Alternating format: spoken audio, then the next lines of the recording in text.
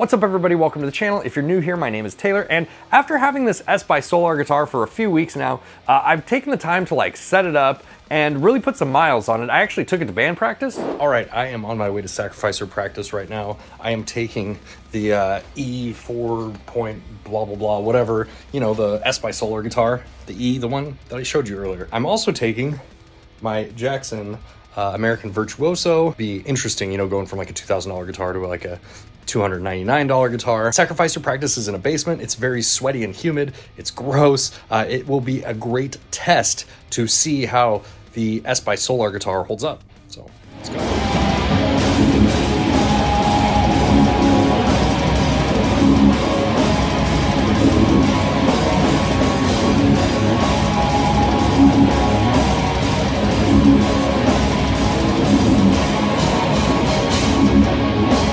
And, you know, I gotta say, I'm pretty impressed overall. Now, it's not all rainbows and kittens. There definitely are some drawbacks, as there would be with any guitar in this price range. Explain how.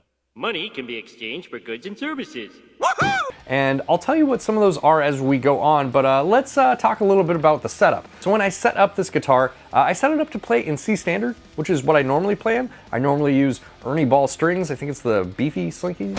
I'll put them on the screen right now. I didn't have any issues with the setup. I really didn't even have to do anything, to be honest with you, which is kind of why I use those strings. I notice a lot of times when guitars come to me, set up in E standard with 9s on them, and then I use the Ernie Ball preferred string gauges for the tuning that I play in. I don't really have to set up things usually. They tend to have the same tension in that tuning, so I don't have to adjust the truss rod in the neck. And usually like the intonation is like pretty on or very close, and that was the case with this Solar guitar. So plus for the 𝗦𝗘 there, this came set up really well. It's fairly easy to play, you know, and it's just nice that, you know, changing strings and tunings like that, I didn't really have to, you know, do much. So yeah, good job. Now something that's kind of funny that happened is all these little sleeves for the strings actually fell out when I pulled the strings out.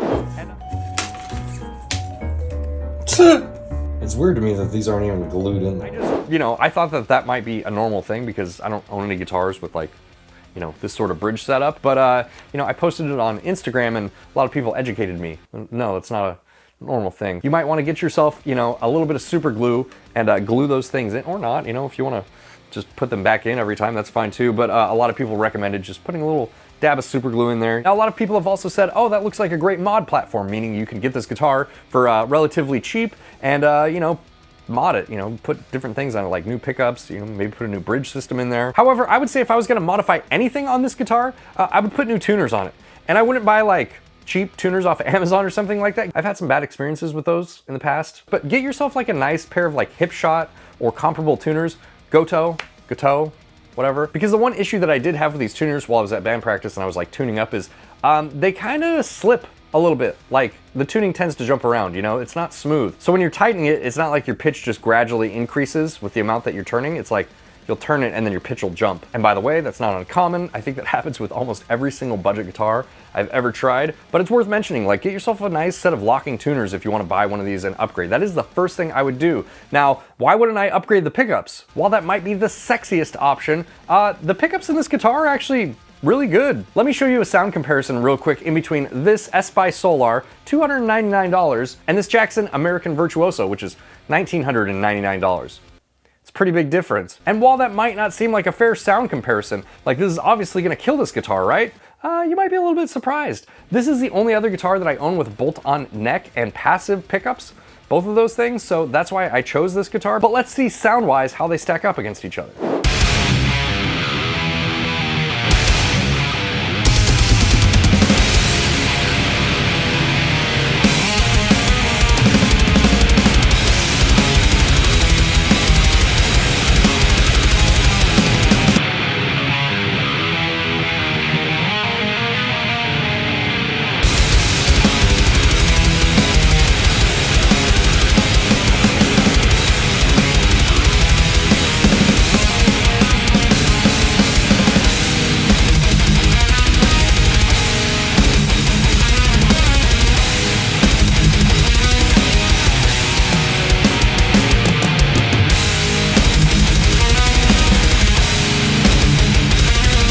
I think in terms of sound quality, this guitar punches well above its weight.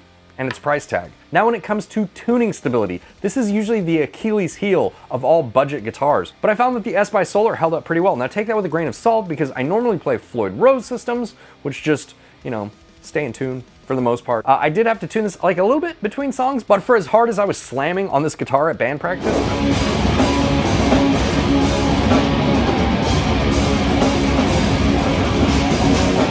I was really impressed with how well it stayed in tune. Okay, moment of truth. Did this thing stay in tune at all? Oh, we're actually sharp.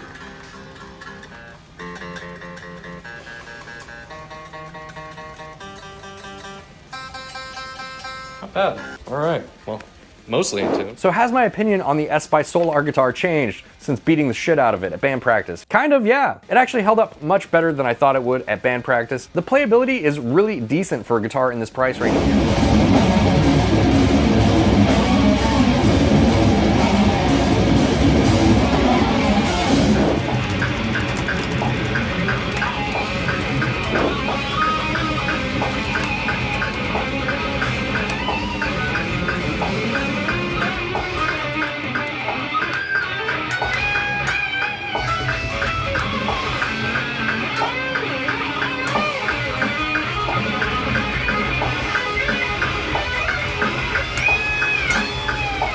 And if I was looking to purchase one of these guitars, the main things I would be looking at are, does it sound decent?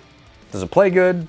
And what's the build quality like? And in all of those categories, I would give it a pass, with the caveat being the build quality, maybe like, you know, the super glue issue. You might have to deal with that. I would definitely get the different tuners, like I said, just so they're a little bit easier to tune. But other than that, for $200 to $300, I think these are really solid instruments. Now, am I going to be replacing my guitars with S by Solar guitars? No.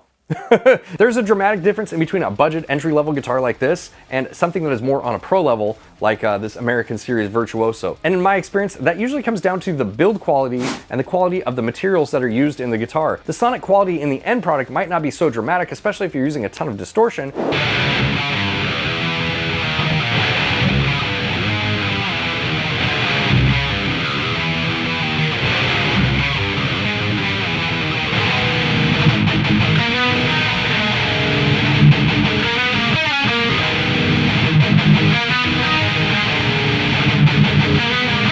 And if that's the case, you know, you could throw like some EMGs in this or something if you wanted to. But the big difference in between an ultra budget guitar like this and something that's on a pro level is going to be the build quality, the materials that they use, the electronic components, things like that. And really what it comes down to is deciding for yourself how much those things mean to you and how much you're willing to spend on them. Maybe I should do a video on the differences between ultra budget guitars and more pro level guitars and like what you get for your money. If you're interested in that, let me know down in the comments below. All right, thank you guys so much for being here with me. If you guys have any more questions about the S by Solar guitars or my experience with them, let me know down in the comments below. If you like this video, make sure to hit the like button, and I'll see you in the next one.